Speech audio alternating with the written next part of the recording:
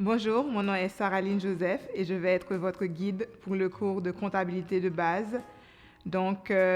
Pour commencer, je vais me présenter. J'ai étudié au HEC Montréal. J'ai fait un baccalauréat en administration des affaires trilingue. Je me suis centrée à la fin en comptabilité professionnelle. J'ai passé un an à travailler juste parce que je n'étais pas sûre de vers quel endroit de la comptabilité que je voulais m'orienter.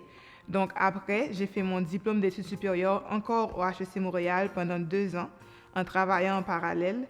Et là, c'était dans le but de passer l'examen final commun pour avoir le titre de comptable professionnel agréé. J'ai réussi l'examen en automne passé.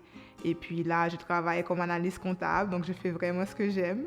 Et le but, au fait, de ce cours, c'est pour vous aider à comprendre le jargon comptable, à réaliser des états financiers, parce que souvent, les termes paraissent peut-être un peu effrayants. Mais croyez-moi, une fois que vous comprenez le jargon, tout va bien. Le premier cours, c'est un cours d'introduction à la comptabilité. Donc, je vais tout d'abord vous donner une définition, vous expliquer l'utilité du cours et faire un bref survol avec vous des états financiers et des principes qu'il faut absolument respecter en comptabilité. Pour commencer, qu'est-ce que la comptabilité? La comptabilité est un ensemble de règles dans le but justement d'écrire un document comptable qui s'appelle les états financiers. Donc, qu'est-ce que ça fait? Ça présente la situation financière de l'entreprise, sa performance, etc. Donc, pourquoi c'est utile? C'est parce qu'il y a plusieurs utilisateurs de ce document comptable, justement. Ça peut être des utilisateurs internes, comme des gestionnaires, les propriétaires de l'entreprise, etc., qui peuvent l'utiliser à des fins d'analyse. Par exemple, disons qu'ils ont un produit qu'ils vendent et qu'ils veulent s'assurer que le produit est rentable, donc fait du profit. Donc, c'est grâce à ce document-là qu'ils pourront analyser cette information-là. Il y a aussi des utilisateurs externes des états financiers, comme par exemple une banque.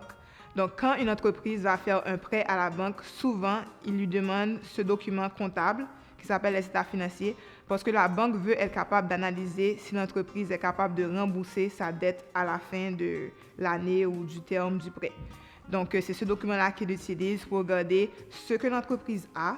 Donc, au cas où qu'elle ne pourrait pas rembourser, il pourrait saisir, par exemple, ce que l'entreprise a ou aussi les dettes qu'elle a dans l'entreprise pour s'assurer que le niveau de dette n'est pas trop élevé. Le plan de cours va se dérouler comme suit. La première séance sera une introduction à la comptabilité.